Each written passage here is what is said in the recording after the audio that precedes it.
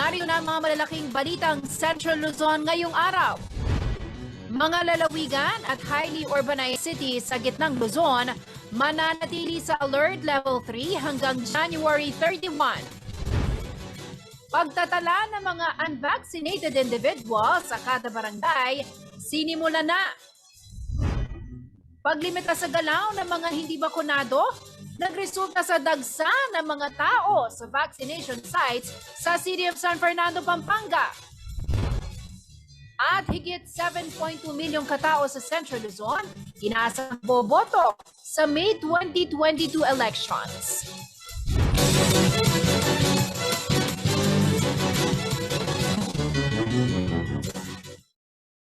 Magandang gabi ka rehiyon. Ako po si Jennifer Salenga. Oras na para sa mga may init na balitang Central Luzon. Mananatili po sa Alert Level 3 ang 7 lalawigan ng gitnang Luzon kasama ang Angeles at Olongapo City hanggang sa katapusan ng Enero. Ito po ang anunsyo ng Malacanang ngayong Biyernes dahil na rin sa patuloy na pagtaas ng kaso ng COVID-19 sa bansa. Sa briefing ng Malacanang, sinabi ni Cabinet Secretary at Acting Presidential Spokesperson Carlo Nograles na napagkasundoan ng Interagency Task Force for the Management of Emerging Infectious Diseases na panatilihin sa Alert Level 3 ang Metro Manila at iba't ibang lugar sa bansa, kabilang na po ang Angeles City, Aurora, Bataan, Bulacan, Olongapo City, Pampanga at Zambales. Kamakailan lamang, 28 lugar pa ang isinailalim na rin sa Alert Level 3. Kasama po riyan ang Nueva Ecija at Tarlac simula ngayong Biyernes, natatagal din hanggang January 31. Sa ilalim ng IATF guidelines, Alert Level 3, pinapayagan ng intrazonal at interzonal travel subject for reasonable restrictions na maaaring ipatupad ng local government units o LGUs.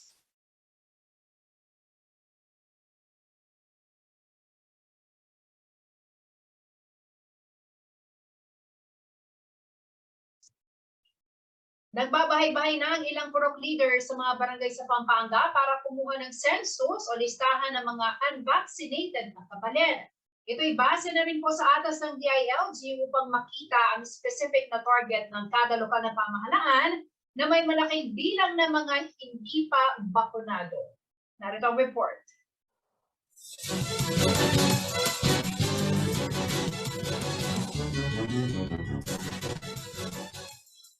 Umaga nitong January 14, 2022, abala si City of San Fernando Barangay Malino Kapitan Rodi Garsunga sa pagbigay ng census form sa ilang opisyal ng barangay.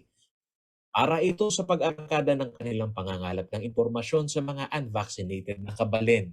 Anya, bago pa maibaba ang atas ng Department of the Interior and Local Government o DILG ay mayroon na silang master list. Ngunit upang maiproseso ng tama ang encoding, ang pagbabahay-bahay ay kanila umanong gagawing muli. Yung simula ng COVID, nagkaroon tayo ng mga listahan ng mga household. So babalikan natin yung mga yon, bigyan natin sila ng forms na ginawa natin dito sa barangay na bilang magagamitin nila para malaman natin kung sino yung nasa barangay and at the same time kung sino yung mga na-vaccine at hindi. Tansya ni Kapitan Sunga, ang pagmano-manong ito ay makatutulong sa pagproseso ng kanilang kahilingan na maibaba sa barangay level ang bakunahan upang hindi maging pahirapan sa kanyang mga kabarangay kung magkaroon ng slot para sa rollout ng bakunahan. Ang nangyayari na umano ngayon dahil sa ipinaiiral ng vaccine no entry policy, dinudumog ng mga tao ang mga mega vaccination sites na limitado lamang sa slot. May mga nakikitang reklamo ng palakasan. Ganyan, may mga sumisingit. Minsan nakalagay 300 plus or 400 plus. Alas 5 pa lang ng umaga, wala na. How come ganun kadaling maubos yung mga slots na nakaalat? Bukod sa personal details, kasamang sasagutan kung bakunado o hindi bakunado ang mga miyembro ng isang household. Kasama din sa mga questionnaire ang status ng voters registration sa barangay. Ayon kay DILG Pampanga Director Mirvi Fabia, bukod sa data gathering, kasama rin sa proseso ay ang encoding dahil may direktang link na umano ang barangay sa Provincial Health Office. naglabas na po ako ng memorandum sa lahat ng kapitan na ikutin na per bahay talaga. At nagsasubmit naman, nasa PHO lang. Diretso kasi naka-Google link kasi siya. So diretso ako sa PHO na nasa kanila yung data natin. Kasi sila yung may kailangan ng ng data. Tumulong lang talaga kami para maayos yung mga kapitan natin na makapag bahay-bahay na makita ilan yung mga hindi pa vaccinated sa province. Pag-usapan na rin daw ang pagtatalaga ng vaccination site sa barangay level sa joint conference ng Regional IATF. Pinag-utos din daw sa lahat ng local government unit na bumalangkas ng ordinansa hinggil sa paglimita sa galaw ng mga tao na nasa alert level 3. Meron na rin tayong mga resolution sa mga local IATF natin regulating talaga the movement of unvaccinated individuals. So meron na yan lahat, furnished lahat ang barangay.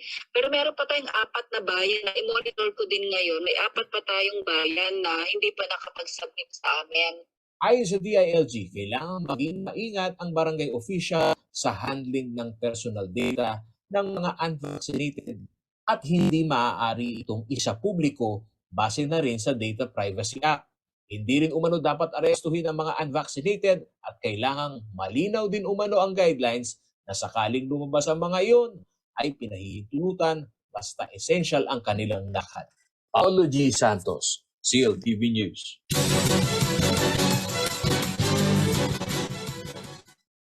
Sa pagbabalik ng CLTV News. Paglimita sa galaw ng mga hindi bakunado, nagresulta sa dagsa ng mga tao sa vaccination sites sa City of San Fernando, Pampanga. At no vax, no COVID test, no entry policy, ipinatupad na rin sa Clark Freeport Zone. Manatiling nakatutok para sa iba pa mga nangungunang balita ngayong araw.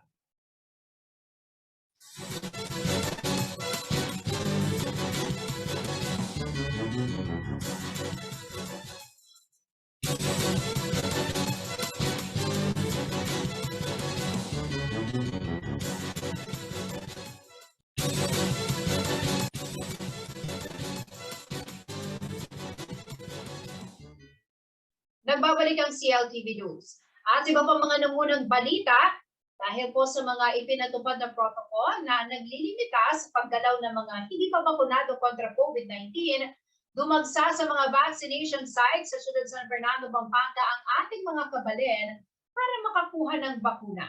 Silipin po natin ang eksena sa vaccination site sa ulat ni Paulo G. Santos.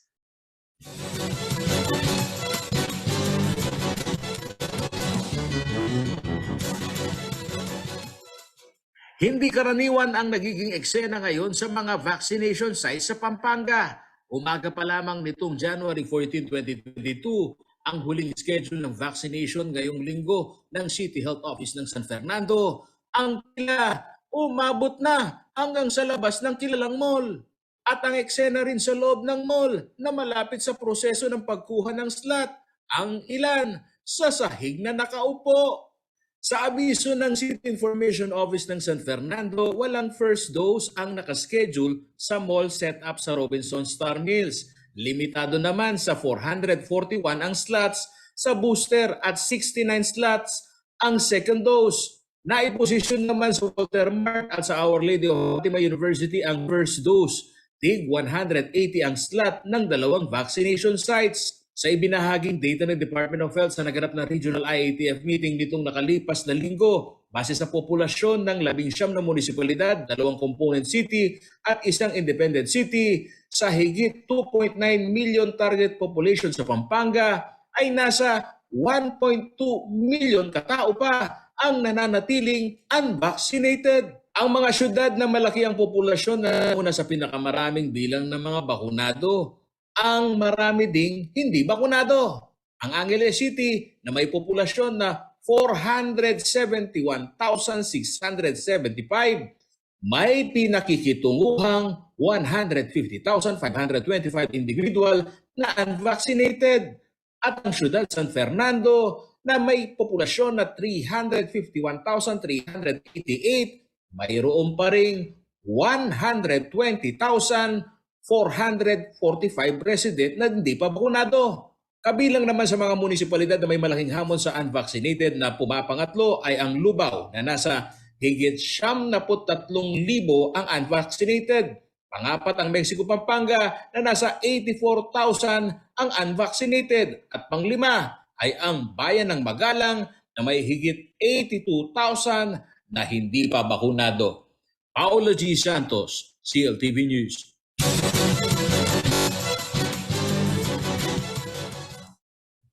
Epektibo po bukas, January 15, hindi na rin pahintulutang makapasok sa Clark Freeport Zone ang sinumang individual na walang vaccination card o negative result ng COVID-19 test. Ito'y paranumano para mapigilan ang higit na pagkalat ng COVID-19 sa nasabing Freeport. Narito ang detalye ng balita niyo.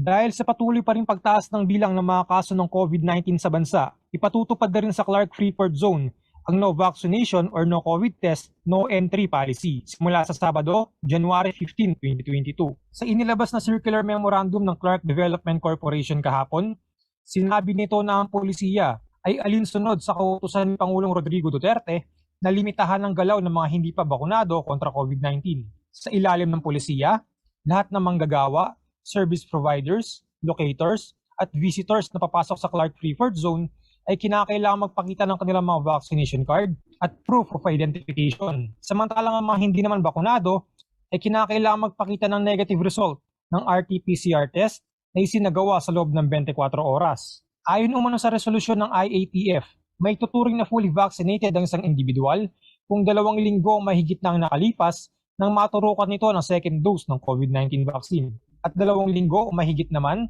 kung naturukan nito ng single dose na bakuna. Maliban din daw sa pagpasok sa Clark Freeport Zone, kinakailangan din daw ipresenta ang vaccination card at ID tuwing papasok sa mga establishmento sa lugar. Maaari din umanong i-refer ng gwardiya ng Clark Freeport Zone ang mga walang vaccination card sa pinakamalapit na medical clinic upang doon magpa-antigen o RT-PCR test. Maglalabas din umano sila ng listahan ng mga medical clinic o facility sa labas ng Clark Freeport Zone kung saan maaari magpa-test ang mga hindi bakunado.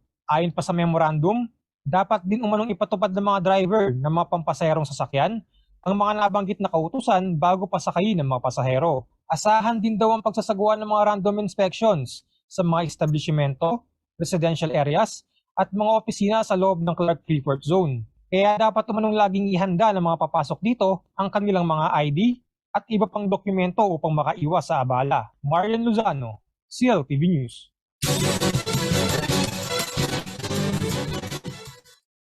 Sa pagbabalik ng CLTV News, kilalanin ang kandidatong si Architect Noel Tulabot, Vice Mayoral Candidate sa City of San Fernando, Pampanga. At higit 7.2 milyong katao sa Central Luzon inasahang boboto sa May 2022 elections. Manatiling nakatutok at magbabalik ang CLTV News.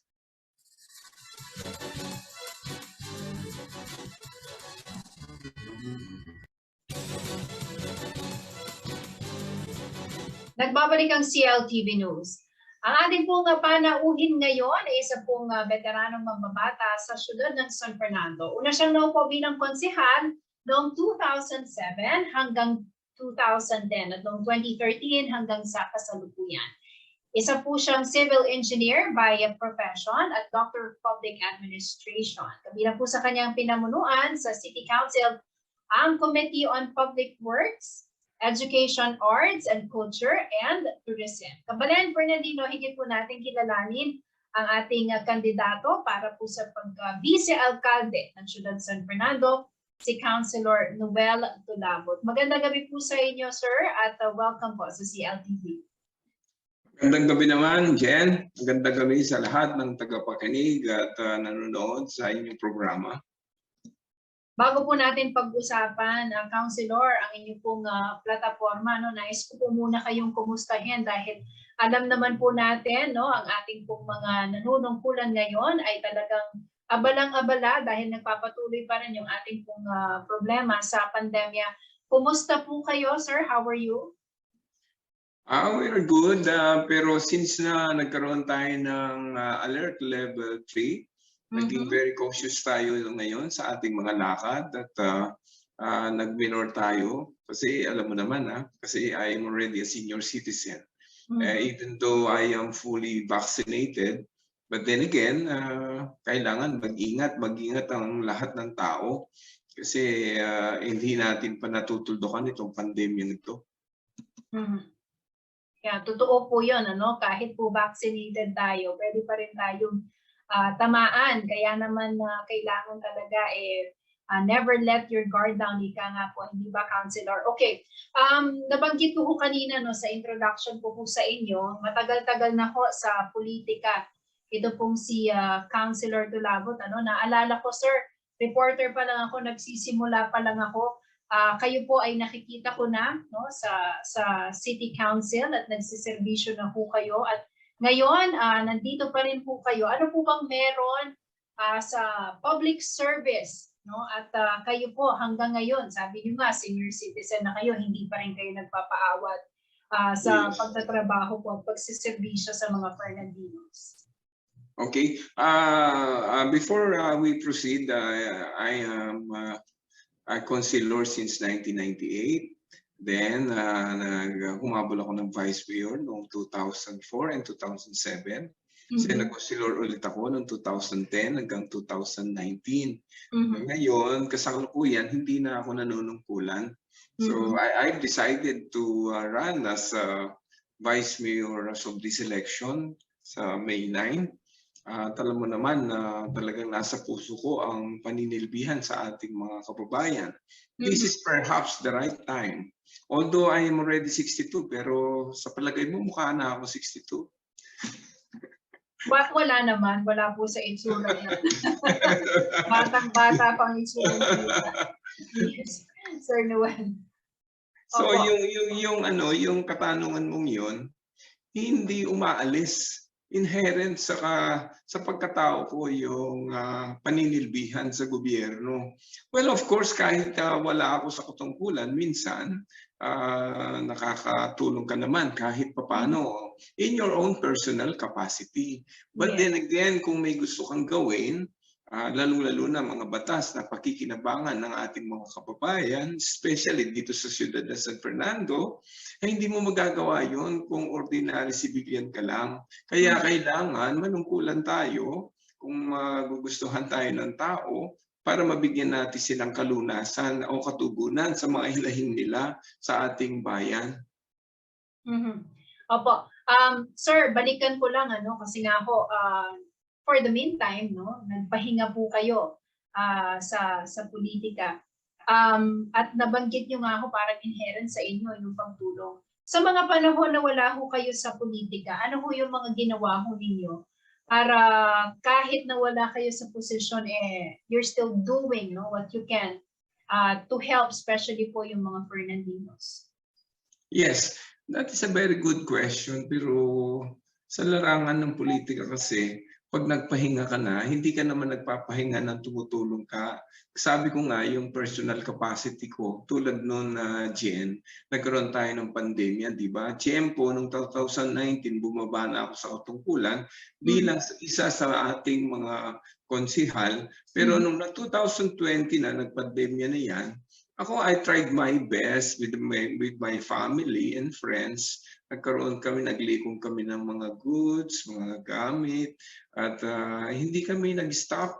Pero I don't want to be yung parang magmayabang, ayaw kong i-publish yung mga gano'n na ginagawa natin kasi self-serving yun Pero ganun pa man, Jen, hindi tayo tumigil sa kakatulong sa ating mga kababayan, lalo na yung kanilang pangangailangan, lalo na sa pagkain, gano'n.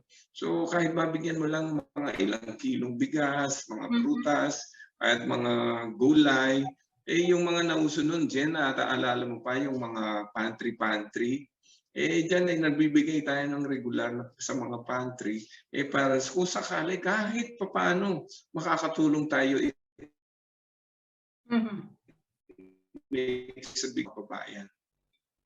Opo. nabanggit po ninyo, no, yung mga pwede nyong magawa, no, kung bibigyan po kayo ng pagkakataon muli na palaring manalo, no, dito po sa darating na halalan. Balikan po natin, Sir Noel, yung inyo pong mga naging contribution, no, yung masasabi po nating greatest achievement po ninyo ng mga panahon na kayo po ay nagsilbi bilang counselor, no? Nakatatlong termino po kayo, mahaba-haba po yun. Ano po yung mga masasabi po ninyong landmark legislation po ninyo bilang city councilor na hanggang ngayon po pinakikinabangan ng mga Fernandinos? Yes. Tulad ng nasabi mo kanina, dahil nung umupo ako ng councilor, pag-usapan na lang natin this recent term ko, yung 2010. Naman ako kay Mr. Jimmy Lasatin, yung chairmanship ng Committee on Education. So, naging chairman ako, concurrent ako ng board of director or ako ng ating city college. Kasama ako doon, ang tawag nila doon board of trustees. So kasama rin ako umuupo bilang member ng local school board. May pera kasi yung local school board natin dito sa siyudad ng San Fernando during my time is around 350 million. Ang gagawin natin dyan ay para sa mga eskwelahan natin, sa mga teachers, sa mga batang nag-aaral. Exclusive yung perang yon. I am one of the members sa local school board. Since na automatic, pag chairman ka ng Committee on Education, uupo ka doon bilang member. Yes. Now, anong nangyari during my time? Kasi napag-aralan natin, halos ating mga elementary, wala silang high school. Ang ginawa natin dahil nakikita natin yung mga ating mag-aaral, yung mga bata, especially pag nag-graduate sila ng grade 6, wala na silang mapupuntahan na high school. Minsan napakalayo. Ang laki ng pamasahe nila, tapos maglalakad lang sila sa init, sa ulan. Minsan lilipat sila ng kalsada, highway pa, minsan sa Sindalan, gano'n. Yung mga high school natin dito sa Pampanga High School. So ang contribution ko, nakagawa tayo ng 17 na high school na gumawa tayo ng 17 high school, naging integrated school yung mga eskwelahan natin. So to name a few, sa Santa Lucia, sa Pandaras, sa San Felipe, sa San Agustin, Quebiawan, minsan dito sa Dolores, Pulungbulu. To name a few, yun ang nagawa ko kasama na yung Northville. So pagkatapos nila ng elementary, automatic yung high school nila, doon pa rin sila sa eskwelahan na yun. So wala tayong nakakatipid ng pamasahe. Anong ginawa natin? Yung huli ng 2017 and 18, nag-prepare pa rin tayo sa K-12. Yung 11 and 12 grade, ang tawag nila doon senior high school. Minabuti natin gumawa tayo ng mga resolution. Kinonvince natin si Mayor Edwin na pagpagawa tayo ng additional 115 classrooms. 115 classroom in preparation for the two level na 11th and 12th grade kasi hindi sila pupunta ng college pupunta sila parang senior high school pa rin yun. Tapos nagpa-train pa rin tayo ng mga teachers para doon sa 11th and 12th grade. Yun ang remarkable na nagawa natin na pagmamalaki natin sa ating mga kababayan kasi yung chairmanship ng Committee on Education is one of the vital chairmanship sa ating sanggunian. Alam mo naman, Jen, pag nag-aral yung tao, tatapos siya, tapos secured na yung future niya. Opo. I was just about to ask you that, Sir Noel, bakit po ganun kayo kasigasig pagdating sa edukasyon? Kasi sa tatlong termino ho ninyo, talagang tinutukan ho ninyo yung edukasyon at malaki po yung naging tulong niyan kasi nababantayan din ho natin yan. Nung reporter pa ako, every time na may mga bagong integrated schools po tayo binubuksan and we get to interview yung mga magulang, even the kids, yung pong ginhawa. Kasi nga, kahit po meron tayong libreng edukasyon na nagiging problema naman, ng mga magulang ay yung pong pamasahe, di ba? So That's talagang very right. nilalapit po natin yung edukasyon sa ating mga kababayan, sa ating mga ka-Fernandinos. Bakit po ba ganito na lang kalapit po sa inyo? No? Or kaimportante po sa inyo yung pagbibigay ng oportunidad para makapag-aral yung mga Fernandinos? I was made to believe, Jen, during my time kasi, during my childhood, nahirapan nanay ko, tatay ko magpapaaral sa aming 4 na magkakapatid. And during that time, walang scholarship program. Minsan kasi mag-aaral ka noon, personal effort ng mga parents mo. But during the time, hindi naman nakakahiya, minsan to meet both ends, paglabada lang nanay ko. Wala akong baon, pagpasok ko. Parang pag nakita ko yung mga bata ngayon, nakikita ko yung sarili ko sa dapat magkaroon ng kaginawahan yung mga bata sa pag-aaral. They are comfortable pag alis nila ng bahay, nag-almusal sila, may baon sila kahit barya-barya lang.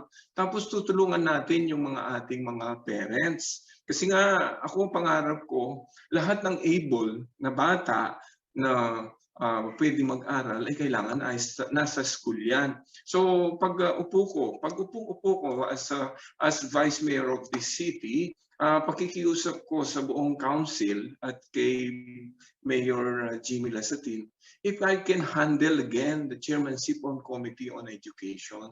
Kasi nga, gusto ko nga pag-ibayuhin, we will modernize the quality of education here in San Fernando in coordination, of course, with the educators. Gagawin natin at saka pupunduhan natin. Kasi naniniwala ako si Jen, kasi kailangan, we have to invest, mag-i-invest tayo sa human capital. Mga kapital tayo sa kanila para sakali pagdating ng panahon, yung tubo natin doon sa kapital natin, ang makikinabang ang buong siyudad ng San Fernando at saka yung mga family. Kasi naniniwala ako kapag tapos mo yung 2 sa 3 mong anak o yung 4 na anak, yung 3 matatapos, ay sabihin ko sa iyo, yun ang magiging boy ng family. Alam mo yung boy, yung lumulutang sa dagat, kapag nalulunod ka, pwede kang kumapit doon sa lumulutang, hindi mo masisink in yung boy na yun. So, yun ang pangarap ko sana dito sa syudad. Before I will retire as a politician, yun sana ang mangyayari. Tapos yung naman,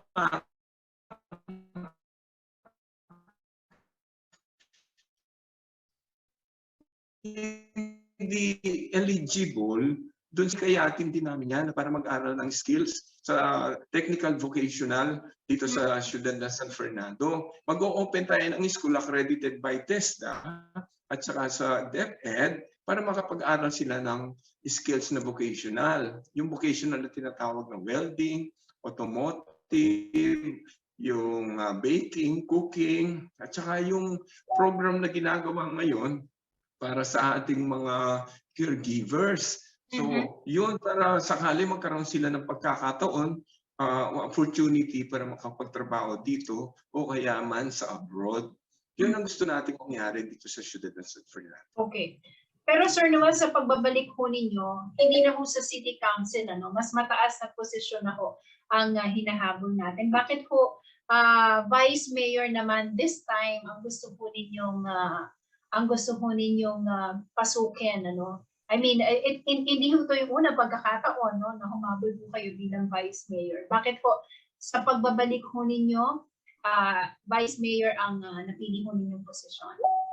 Yes, kasi I've been here for so many years. Ikaw na rin ang nagsalita, as consilor. Hindi naman ako nagsasawang nagninilbihan sa ating syudad, lalo na sa ating mga constituents. Kaya lang, naisip ko lang, it's about time. Kasi nga, dahil may edad na rin ako at yung kapasidad ko, alam ko naman, based on my track record at saka based on my experiences, para naman magkaroon ng matinding challenge sa akin.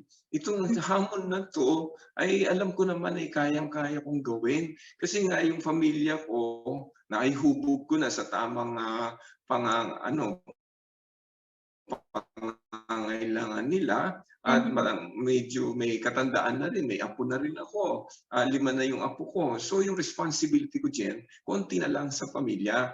At ito'y ibubuhos ko yung aking panahon sa paninilbihan bilang isang vice mayor. Kaya yan, iniisip ko, hindi naman ako naghahangad sa hindi ko kaya. Kasi alam ko, nakaprepare ako para manilbihan dito sa syudad as your new vice mayor. Okay. You've mentioned some, no? Kung kayo ho ay papalarin, of course, education, hindi mawawala yan. Ano? Sabi niyo nga ho, kailangan na mag-invest when it comes to human capital, sabi niyo ho. Aside from this, aside from education, Sir Noel, this is your opportunity ho para ipaabot sa mga Fernandinos. Ano po ba yung mga plano po ninyo? Ano po ba yung mga nais pa po ninyong isulong? Ano ba yung may offer pa po ninyo para sa mga Fernandinos kung sakaling kayo po ay palarin, no? Maupo muli, magserbisyo as this time Vice Mayor ho? Alam mo naman, Jen, ang linya ng Vice Mayor is more on legislation. Yes. Lahat ng mga infrastructure dito sa Ciudad de San Fernando will come from the executive. Ibibigay lang yung budget sa sanggunian is to validate these infrastructure projects. Doon yung malaki din yung budget na kailangan doon. Pero dahil ininyero din tayo, kailangan din na mag-suggest tayo sa mayor natin, especially if my mayor is Jimmy Lasatin. Kasi magkakaroon kami ng considerable cooperation. Kasi nga, mayor ko siya at ako vice mayor, nagkakaintindihan kami. Pinag-usapan namin yung lagay ng ating syudad. Minsan nagkakaroon tayo ng problema sa traffic. So yan, we will get a consultancy kung pwede mag-hire tayo ng consultant para pag-aralan yung traffic rerouting ng Ciudad de San Fernando. Kasi nagiging grabe na rin yung traffic sa atin. We're wasting the productivity of our constituents. Kasi minsan going lang na papunta ng Walter Mart, galing ka ng San Fernando Poblacion, it will take you around mga 30 minutes up to 40 minutes. Lalo na dyan ngayon, wala pang opening ng classes, no? Virtual pa rin. Ayun. Just imagine this, kung sakali mag-o-open na tayo, anong mangyayari sa atin sa traffic. So parang we're turning out na hindi natin pinag-aaralan yung problem ng Manila. Kailangan pinag-aaralan natin din yan. Problem sa basura, problem sa traffic, problem sa sa floodings. May perennial floodings pa rin tayo. Kasi yung drainage system natin, may problema rin yung drainage natin. Kaya yan, makapag-hire tayo ng sort of an expert in order to advise us kung ano na yung gagawin. Hindi yung mga palliative solution. Kailangan solusyon na tuldakan na natin to, hindi yung patsi-patsi lang. Kasi may problema pa rin tayo, Jen, alam mo, sa internet.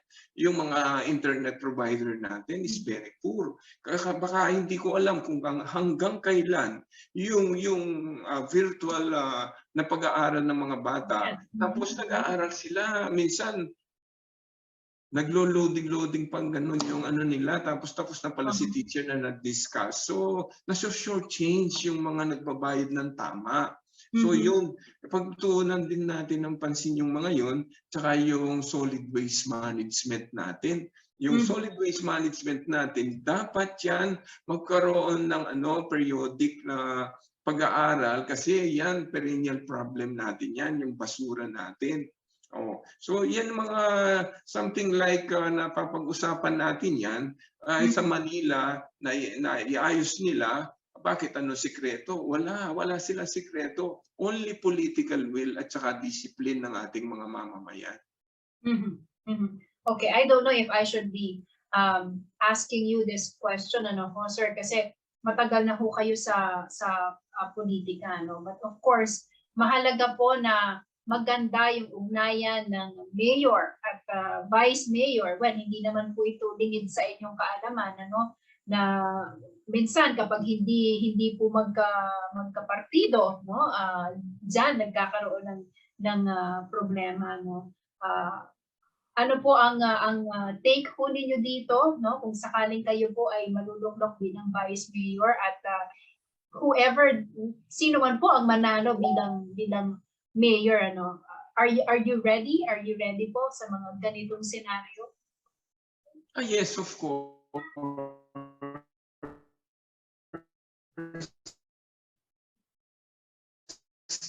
Alam mo, yung sinasabi, tama lang. Doon lang ako sa tama. Tingnan mo si President at saka si Vice President. Pag may ginawang maganda si Robredo, babanatan ni President Duterte. Pag may ginawa si President Duterte, babanatan ni Robredo. From the start to the end, nagbabanatan. Siyempre kung mga natin yan, mga parents natin, walang ginawa kundi mag-away, pangayan, tayo mani-demoralize. But ako, alam ko naman kung ano yung tama at saka yung mali. Doon ako sa tama.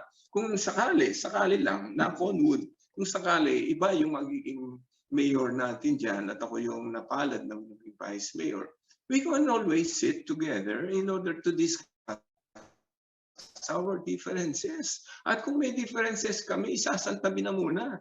Ang iiwasan dyan, yung mapiperwisyo yung ating mga kababayan dahil sa politika. Hindi maganda yung politika natin kasi nagiging divisive sa ating mga tao. Ako nakahandang magsakripisyo sa ating mga tao in order to give them comfort. Matagal na yan kasi Jen. Kaya sabihin ko sa iyo, this is the only opportunity na kung sana magbago yung sistema natin.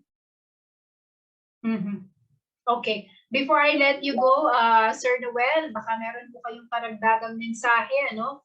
Especially para sa mga Fernandinos. Go ahead po, sir. Una, Jen, nagpapasalamat ako sa CLTV.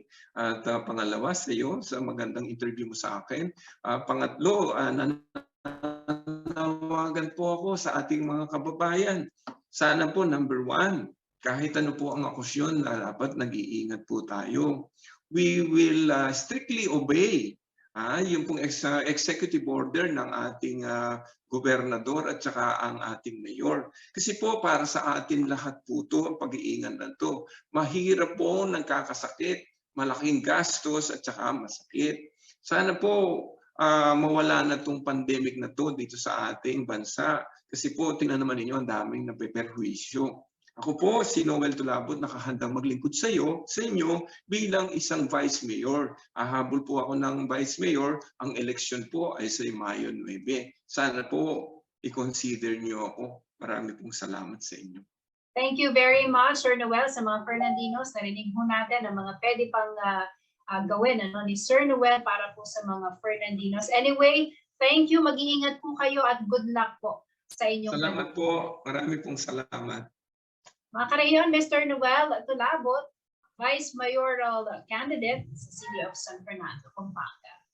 Thank you po. Samantala, sa ibang balita po tayo, aabot sa mahigit 7.2 milyong katao sa Central Luzon na inaasahang boboto sa May 2022 national and local elections. Pinakamaraming botante po sa lalawigan ng Bulacan habang pinaka-kaunti naman sa Aurora. Aabot sa halos 3,000 ang voting centers na bubuksan sa darating na halalan. Narito ang detalye ng balita niyo.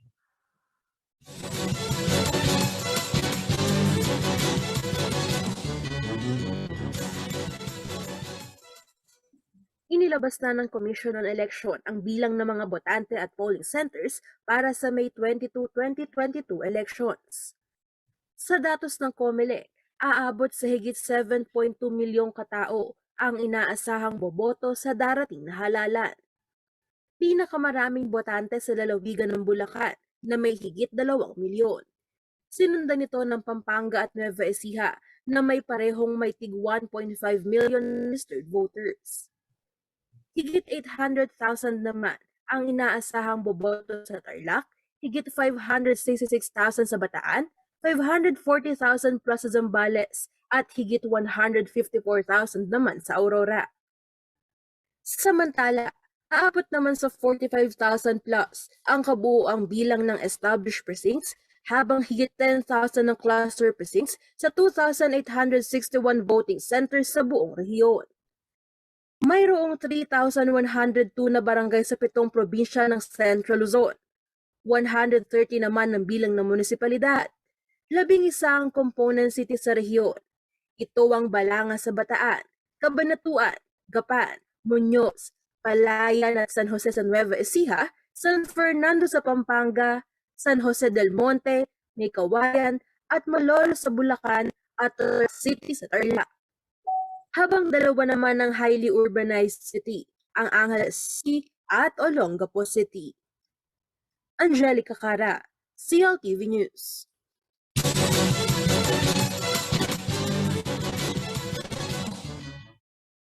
Sa pagbabalik ng CLTV News. Mayor Lazatin hiniling sa konseho na palawigin ang deadline sa pagbabayad ng business tax. Manatiling nakatutok at magbabalik ang CLTV News.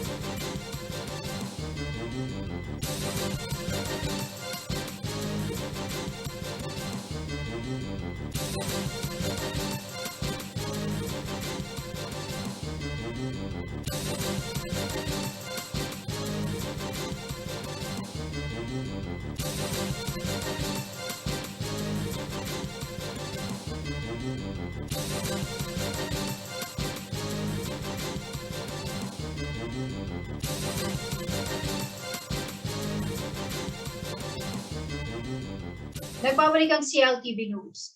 Hiniling ni Angeles City Mayor Carmelo Lazatin Jr. sa Sangguniang Panglungsod na magbigay ng extension sa pagbabayad ng business tax para sa mga negosyante sa syudad. Para daw ito upang matulungan ng mga business owners na bumabangon pa lamang mula sa dagok ng pandemya at muling naapektuhan ng nararanasang surge. Narito po ang report.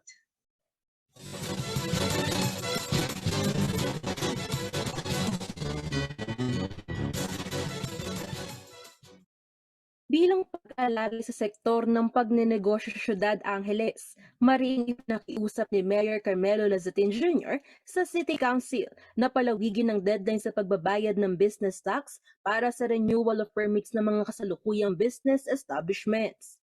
Sa liham ng alkalde, hiniling nito ang extension mula January 21 hanggang March 31, 2022 nang walang babayarang penalties. Hiniling din nila sa Sangguniang Panlungsod na pinamumunuan ni Vice Mayor Vicky Vega Cabigting na magpasa ng resolusyon para sa 2 buwang extension at binanggit din nito ang temporary lockdown sa ilang opisina ng gobyerno na may kinalaman sa pagbabayad ng dahil na rin sa pandemya. Dagdag pa ng alkalde, ang inisyatibong ito ay upang matulungan ng mga lokal na negosyo na makarecover sa new normal setting dahil isa ang kanilang sektor sa higit na tinamaan ng pandemya. Kumpiyansa sila sa nakaisa niya ang City Council sa hangaring matulungan ng mga namumuhunan sa syudad at ngayon pa lang ay nagpapasalamat ito sa konseho. Samantala, Ayon kay Kathleen Gozo ng Business Permit and Licensing Division Business One-Stop Coordinator, nasa 2,000 na aplikante ng business permit sa loob lamang ng 3 araw. Mataas daw ito kung ikukumpara sa unang linggo ng renewal noong nakaraang taon. Dagdag pa ni Gozo, regular ang isinasagawang inspeksyon sa mga business establishment sa syudad upang matiyak na naipatutupad ang safety at health protocols. May team daw na nakatalaga para rito. Paalala pa nila, sa kabila ng naising makabawi, mahalaga pa rin ang iba yung pag-ingat upang hindi na kumalat pa ang COVID-19.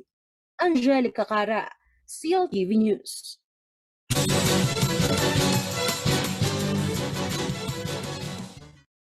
Alamin naman po natin na magiging lagay ng panahon mula kay Ginoong Manny Esguerra, ang Chief Weather Forecaster ng Pag-asa Clock.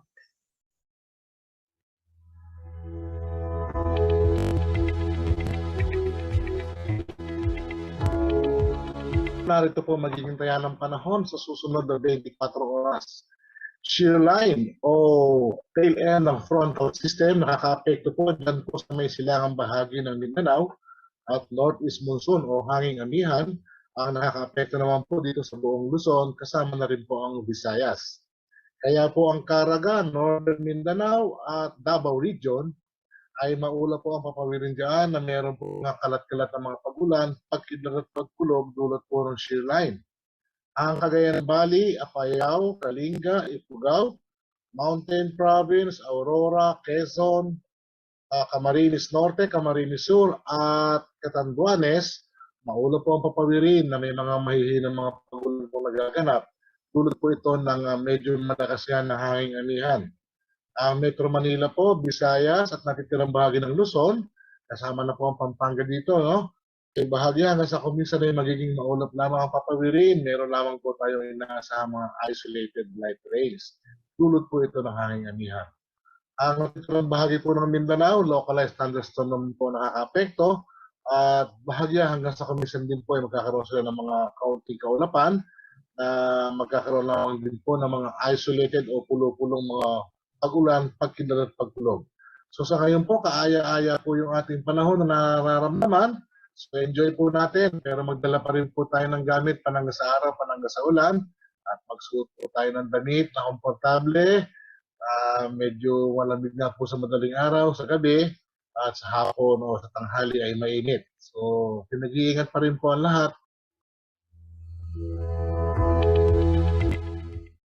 At yan ang mga balitang nakalat ng CLTV News. Para sa karagdagang detalye, maaari po ninyong i-follow ang aming social media pages, Facebook at CLTV36 Official and at CLTV36 News, Twitter at CLTV36, Instagram at CLTV36 Official. Kung nais po niyong balikan ng mga programa ng CLTV, pwede niyong bisitahin ang aming YouTube channel at CLTV36 Official at ang aming website, www.cltv36.tv. Mapapanood din ang mga programa ng CLTV nationwide via Signal Channel 115 at sa ating 39 cable partners. Kasama po ang buong bansa ng CLTV News and Current Affairs. Ako po si Jennifer Salenga. Maraming salamat.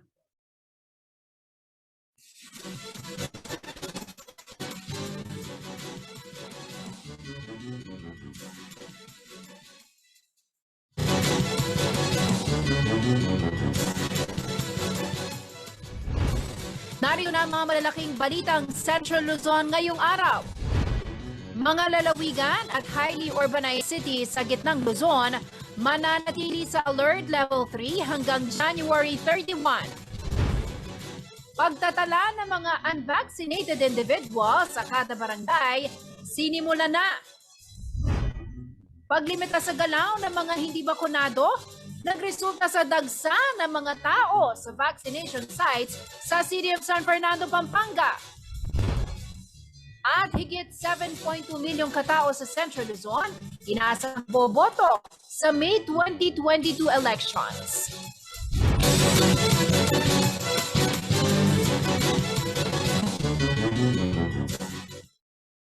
Magandang gabi karehiyon. Ako po si Jennifer Salenga. Oras na para sa mga may init na balitang Central Luzon.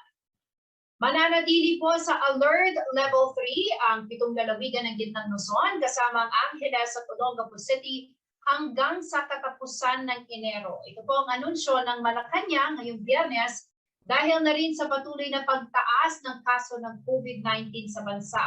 Sa briefing ng Malacanang, sinabi ni Cabinet Secretary at Acting Presidential Spokesperson Carlo Nograles na napagkasundoan ng Interagency Task Force for the Management of Emerging Infectious Diseases na panatilihin sa Alert Level 3 ang Metro Manila at iba't ibang lugar sa bansa, kabilang na po ang Angeles City, Aurora, Bataan, Bulacan, Olongapo City, Pampanga at Zambales. Kamakailan lamang, 28 lugar pa ang isinailalim na rin sa Alert Level 3. Kasama po riyan ang Nueva Ecija at Tarlac simula ngayong Biyernes, natatagal din hanggang January 31. Sa ilalim ng IATF guidelines, Alert Level 3, pinapayagan ng intrazonal at interzonal travel subject for reasonable restrictions na maaaring ipatupad ng local government units o LGUs.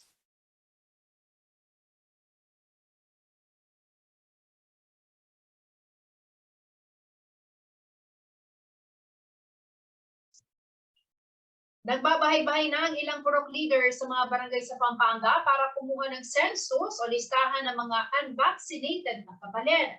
Ito'y base na rin po sa atas ng DILG upang makita ang specific na target ng kada lokal na pamahalaan na may malaking bilang ng mga hindi pa bakunado. Narito ang report.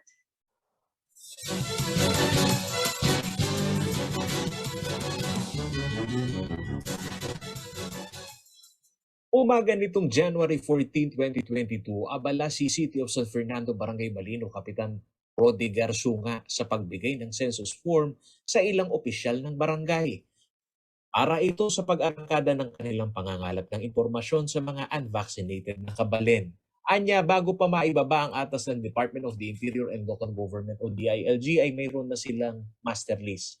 Ngunit upang maiproseso ng tama ang encoding, ang pagbabahay-bahay ay kanila umanong gagawing muli. Yung simula ng COVID, nagkaroon tayo ng mga listahan ng mga household. So babalikan natin yung mga yon, bigyan natin sila ng forms na ginawa natin dito sa barangay na bilang magagamitin nila para malaman natin kung sino yung nasa